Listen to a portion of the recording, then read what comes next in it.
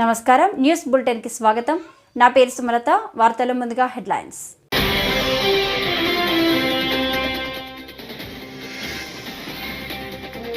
ప్రత్యేక స్టాంపు నాణ్యం ఆవిష్కరించిన రాష్ట్రపతి ద్రౌపది ముర్ము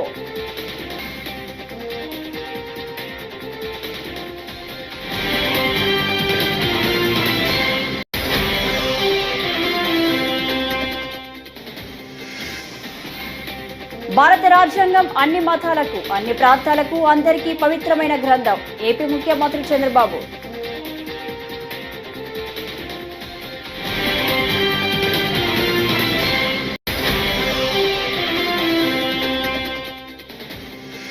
రాజేంద్ర సింగ్ షెకావత్ అంటే తనకు ఎంతో గౌరవం ఉందన్న పవన్ తమ ప్రతిపాదనలపై కేంద్ర మంత్రి సానుకూలంగా స్పందించారని వ్యాఖ్య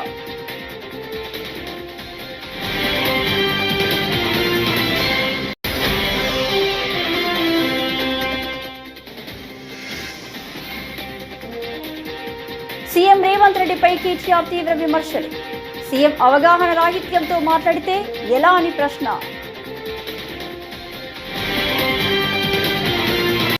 ఇక డీటెయిల్స్ చూస్తే రాజ్యాంగ వజ్రోత్సవాల సందర్భంగా రాష్ట్రపతి ద్రౌపది ముర్ము రాజ్యాంగానికి సంబంధించి 2 పుస్తకాలను ఆవిష్కరించారు. ప్రత్యేక స్టాంపు నాణ్యం విడుదల చేశారు.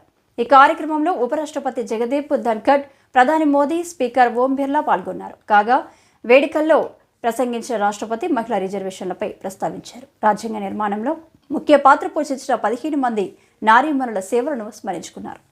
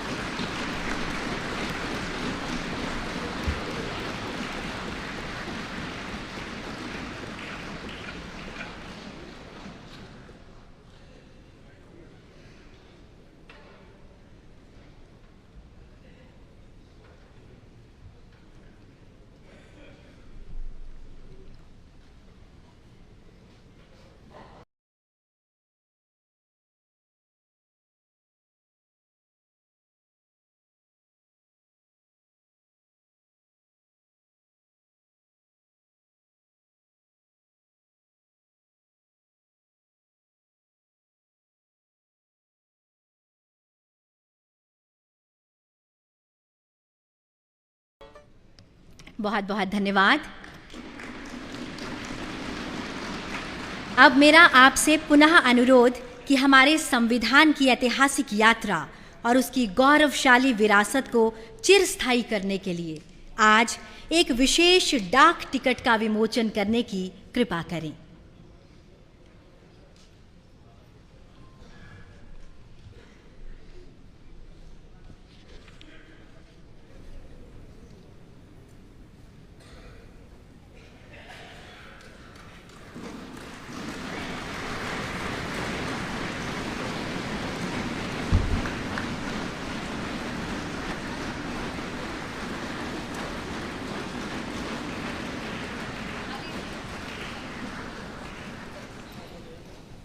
यह डाक टिकट संविधान की उन मूल भावनाओं का प्रतीक होगा जो भारत को एकजुट करती है और हमें आगे बढ़ने का मार्ग दिखाती है। AP deputy CM Pavan Kalyan Delhi పర్యటనలో కేంద్ర మంత్రులతో వరుసగా భేటీ అవుతున్నారు. ఈ క్రమంలో కేంద్ర పర్యాటక శాఖ మంత్రి రాజేంద్ర సింగ్ షెకావత్తో ఆయన భేటీ కాసేపటి క్రితం ముగిసింది. సమావేశం ముగిసిన అనంతరం పవన్ కళ్యాణ్ మీడియాతో మాట్లాడుతూ రాజేంద్ర సింగ్ అంటే తనకు ఎంతో గౌరవం ఉందని చెప్పారు. గతంలో ఆయన జలశక్తి మంత్రిగా ఉన్నప్పుడు పోలవరం ప్రాజెక్టు కోసం ఎంతగానో సహకరించారని తెలిపారు. ఈ రోజున గజేంద్ర సింగ్ షెకావత్ గారంటే నాకు అపారమైన గౌరవం. అది ఈ రోజుది కాదు. ఆయన జలశక్తి మినిస్టర్గా ఉన్నప్పుడు కూడా ఆయన పోలవరం గురించి ఆయన ఎంతో నిలబడ్డారు. ఈరోజు ప్రత్యేకించి మన టూరిజం అండ్ కల్చర్ మీద ఆయన బాధ్యతలు నిర్వహిస్తున్నారు కాబట్టి వాళ్ళ దగ్గరికి వచ్చి ఒక 7-point ప్రపోజల్ పెట్టాము. దానికి కొన్ని ప్రాజెక్ట్స్ మీద వీటి మీద అలాగే టూరిజం యూనివర్సిటీ మీద సో వాటన్నిటికీ ఆయన సానుకూలంగా స్పందించి బడ్జెట్ ఉన్న పరిస్థితుల్లో ఎలాగ దాన్ని డెడికేట్ చేయమని ఎలా అలాట్ చేయాలో చేస్తామని చెప్పారు. మీరు టూరిజం మీద కూడా చాలా ఏపీలో టూరిజం హబ్గా మార్చబోతున్నామని చెప్పారు. దానికి సంబంధించి కూడా దాంట్లో భాగంగానే ఎందుకంటే మనకి ఇందాక మేము లోపల మాట్లాడుతున్నప్పుడు మన షెకావత్ గారు చెప్పింది కూడా ఏంటంటే మెయిన్ మనకున్న రాష్ట్రాల్లో చాలా కీలకమైన 975 కిలోమీటర్ కోస్ట్ లైన్ ఉంది. అలాగే మన గండికోట ఇలాంటివన్నీ చాలా మన కైండ్ ఆఫ్ గ్రాండ్ క్యానియన్, మన ఇండియన్ గ్రాండ్ క్యానియన్ లాంటిది గండికోట. సో ఇలాంటివన్నీ ఉన్నాయి. సో మీరు ఇనిషియేట్ చేయండి process, all the support will be there for the state. Thank you. రాజ్యాంగాన్ని రాజ్యాంగ పరిషత్ ఆధ్వర్యంలో ఆమోదించిన రోజుని భారత రాజ్యాంగ నిర్మాత డాక్టర్ బిఆర్ అంబేద్కర్ ఆధ్వర్యంలో 2 సంవత్సరాల 11 నెలల 18 రోజుల పాటు రాసిన రాజ్యాంగం మనదని, రాజ్యాంగం అమలు చేసి 75 సంవత్సరాలు అయినా సవాళ్లను అధిగమించి ముందుకు వెళ్తున్నామని ఏపీ ముఖ్యమంత్రి చంద్రబాబు నాయుడు అన్నారు. మంగళవారం ఏపీ సచివాలయంలో జరిగిన 75వ రాజ్యాంగ దినోత్సవ కార్యక్రమంలో పాల్గొన్న ఆయన మాట్లాడుతూ, స్వాతంత్ర దినోత్సవంతో పాటు జనవరి 26ను జరుపుకుంటున్నామని, అయితే రాజ్యాంగాన్ని ఆమోదించిన రోజును కూడా పాటించాలని అన్నారు. భారత రాజ్యాంగం అన్ని మతాలకు, అన్ని ప్రాంతాలకు, అందరికీ పవిత్రమైన గ్రంథం ఇది అని పేర్కొన్నారు. ఇందులో చాలా స్పష్టంగా సాంఘిక, ఆర్థిక, రాజకీయ న్యాయాన్ని ఆ రోజు కూడా ఇప్పుడు కూడా మనం మాటల్లో పెడుతున్నాం తప్ప అందరికీ సామాజిక న్యాయం చేయాలని, ఏ విధంగా ఆర్థికంగా ముందు తీసుకురావాలని, రాజకీయ ప్రాధాన్యత సమతుల్యం పాటించాలి, అందరికీ న్యాయం జరగాలని చెప్పి చాలా స్పష్టంగా ఉంది. ఇంకొక పక్క ఆలోచన, భావ ప్రకటన, విశ్వాసం, ధర్మం, ఆరాధనలో స్వేచ్ఛని, ఇవన్నీ కూడా అందరికీ వచ్చే విధంగా చేయాలని. ఇంకొక పక్కన చూస్తే అంతస్తులోను అవకాశాల్లోనూ సమానత్వం చేకూర్చుటకు మనం ప్రయత్నం చేయాలని, వ్యక్తి గౌరవాన్ని, జాతీయతను మరియు అఖండతను తప్పక సంరక్షించాలని ప్రియాంబుల్లో ఎంత స్పష్టంగా చెప్పారంటే ఇవన్నీ చెప్పి ఈ రాజ్యాంగాన్ని 299 మంది రాసుకుంటున్నామని కాదు, భారతదేశ పౌరులుగా మన అందరం రాసుకుంటున్నామనే విధంగా ఆ రోజు రాజ్యాంగాన్ని సమర్పించే పరిస్థితికి వచ్చారు. అందుకే అంబేద్కర్ గారు ఎన్నోసార్లు ఆ రోజు రాశాడు ఓపెన్ గా కూడా, ఎంత మంచి రాజ్యాంగం ఉన్నా దాన్ని అమలు చేస్తున్న వారు మంచి కాకపోతే అది చెడుగా మారుతుంది. అలాగే ఎంత చెడు రాజ్యాంగం ఉన్నా దాన్ని అమలు చేస్తున్న వారు మంచివారైతే అది మంచిగా మారుతుంది అని అంబేద్కర్ ఆ రోజు చెప్పాడు. అంటే వ్యక్తులను బట్టి రాజ్యాంగం. ఇప్పుడు మనం అందరం ఇక్కడ ఉన్నాం, ఆ రాజ్యాంగ ఫలితమే మనం ఇక్కడికి వచ్చాం. మీరు ఐఏఎస్ కావచ్చు, కొంతమంది రిజర్వేషన్లో కావచ్చు, మేము రాజ్యాంగంలో పొందుపరిచినటువంటి ఓటు హక్కు ద్వారా ఇక్కడికి వచ్చాం. వచ్చిన తర్వాత రాజ్యాంగాన్ని ఓసారి నెమరు వేసుకోవడం కూడా మర్చిపోతున్నాం. ఓసారి రాజ్యాంగాన్ని దుర్వినియోగం చేసే పరిస్థితి వస్తా ఉంది. కానీ బ్యూటీ ఆఫ్ డెమోక్రసీ మనం ఒకసారి చూస్తే ఓట్ అనేది ఒక పవిత్రమైనటువంటి సైలెంట్ రెవల్యూషన్. ఆ రోజు అంబేద్కర్ గారు ఇచ్చిన ఓటు హక్కు మీరు చూస్తే కొన్ని దేశాల్లో కొన్ని సందర్భాల్లో అందరికీ ఓటు ఇవ్వలేదు. పేదవాళ్లకు ఓటు కొన్ని దేశాల్లో పేదవాళ్లే కాకుండా కొన్ని వర్గాలకు కూడా ఓటు ఇవ్వని పరిస్థితి. కానీ భారతదేశంలో మొట్టమొదటి నుంచి డబ్బులుండే వాళ్ళు, డబ్బులు లేని వాళ్ళు, లేకపోతే బలహీనులు, బలవంతులు అందరికీ ఒకే ఓటు తప్ప రెండో ఓటు లేదు. ఆ ఓటు ద్వారా ఈరోజు దేశంలో ఒక విధంగా చెప్పాలంటే రాజ్యాంగాన్ని మనం కాపాడుకోగలుగుతున్నాం. ఎప్పుడైనా సరే ఏ నాయకులైనా సరే అతిగా ప్రవర్తించినా, రాజ్యాంగాన్ని దుర్వినియోగం చేసిన మళ్ళీ కరెక్ట్ చేసే శక్తి ఓటర్స్ కుంది. అదే రాజ్యాంగంలో ఒక బలమైన శక్తి అని చెప్పి కూడా నేను మీకు తెలియజేస్తున్నా. రాజ్యాంగ ఆమోద దినోత్సవం సందర్భంగా తాడేపల్లిలోని వైఎస్ఆర్సీపీ కేంద్ర కార్యాలయంలో డాక్టర్ బిఆర్ అంబేద్కర్ కు పార్టీ నేతలు ఘనంగా నివాళులర్పించారు. రాజ్యాంగ దినోత్సవాన్ని మంగళవారం వైఎస్ఆర్సీపీ ఆధ్వర్యంలో రాష్ట్ర వ్యాప్తంగా ఘనంగా నిర్వహించారు. తాడేపల్లిలోని కేంద్ర కార్యాలయంలో డాక్టర్ బిఆర్ అంబేద్కర్ చిత్రపటానికి పార్టీ నేతలు, ఎమ్మెల్సీ లేళ్ల అప్పిరెడ్డి, మాజీ ఎమ్మెల్యే సుధాకర్ బాబు, పలు నియోజకవర్గాల ఇన్ఛార్జీలు, కార్పొరేషన్ల మాజీ చైర్మన్లు తదితరులు పూలమాలలు వేసి నివాళులర్పించారు. అంబేద్కర్ ఆశయాలను నెరవేర్చేందుకు ప్రతి ఒక్కరూ ముందుకు సాగాలని వైఎస్ఆర్సీపీ నేతలు పిలుపునిచ్చారు.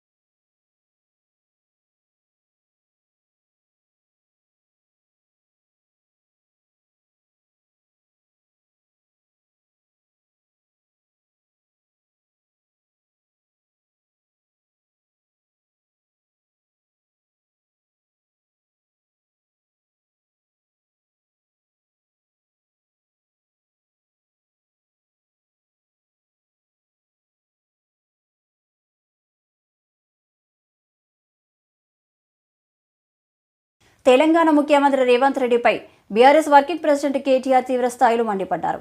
అదానికి తాము కొన్ని ప్రాజెక్టులు కట్టబెట్టినట్లు ముఖ్యమంత్రి అవాస్తవాలు చెప్పారన్నారు. సీఎం అవగాహన రాహిత్యంతో మాట్లాడితే ఎలా అని ప్రశ్నించారు. అదాని కొన్ని ప్రతిపాదనలను తమ ముందుకు తీసుకువస్తే నాటి సీఎం కేసీఆర్ తిరస్కరించారన్నారు. అదానికి తాము రెడ్ సిగ్నల్ చూపిస్తే రేవంత్ రెడ్డి మాత్రం రెడ్ కార్పెట్ వేస్తున్నారని ఆరోపించారు. చనిపోయిన పాప వాంకిడి గ్రామానికి సంబంధించిన పాప శైలజ గారికి, వారితో పాటు ఇప్పటి వరకు కాంగ్రెస్ ప్రభుత్వం వచ్చిన తర్వాత గురుకుల పాఠశాలల్లో మరణించిన 48 మంది పిల్లలకి, వారి కుటుంబ సభ్యులకి ముఖ్యంగా మా పార్టీ తరపున ప్రగాఢమైన సానుభూతిని, ప్రగాఢమైన సంతాపాన్ని తెలియజేస్తూ, నిజంగా కూడా ఈ ప్రభుత్వం కనీసంగా పేద పిల్లలు ఎవరైతే తల్లిదండ్రులు ప్రభుత్వమే తల్లిదండ్రి చూసుకుంటుంది మా పిల్లల్ని అని చెప్పి భావించి గురుకుల పాఠశాలకు పంపిస్తారో, ఆ గురుకుల పాఠశాలల్లో ఈరోజు 48 మంది పేద పిల్లల ప్రాణాలు కోల్పోవడానికి ఈ ప్రభుత్వం ఖచ్చితంగా కారణమైంది.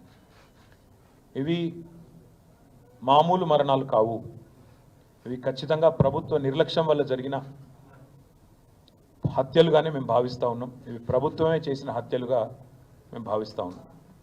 నాకు బాగా గుర్తుంది, నా నియోజకవర్గమైన సిరిసిల్లలో ఎల్లారెడ్డిపేట గ్రామానికి సంబంధించి ఒక బాబు ఇట్లాగే గురుకుల పాఠశాల కోరుట్లలో చనిపోతే నేను పోయి ఆ కుటుంబాన్ని, ఆ తల్లిదండ్రిని పరామర్శించి వచ్చిన. ఆ తల్లి ఆ రోజు నాకు చెప్పిన మాట, నాకు జరిగిన క్షోభ ఇంకెవరికి జరగకూడదన్నా, దయచేసి ప్రభుత్వం మీద పోరాడండి, ప్రభుత్వాన్ని ప్రశ్నించండి అన్నారు. మేము ప్రభుత్వాన్ని ప్రశ్నిస్తూనే ఉన్నాం, నిలదీస్తూనే ఉన్నాం, ప్రభుత్వానికి తన బాధ్యతను గుర్తు చేస్తూనే ఉన్నాం. కానీ ప్రభుత్వం ఇప్పటి వరకు కనీసం గురుకుల పాఠశాల రాజ్యాంగం విలువేంటో గత 5 ఏళ్లలోనే తెలిసిందని మంత్రి లోకేష్ అన్నారు. సచివాలయంలో నిర్వహించిన 75వ రాజ్యాంగ దినోత్సవ వేడుకల్లో లోకేష్ పాల్గొన్నారు.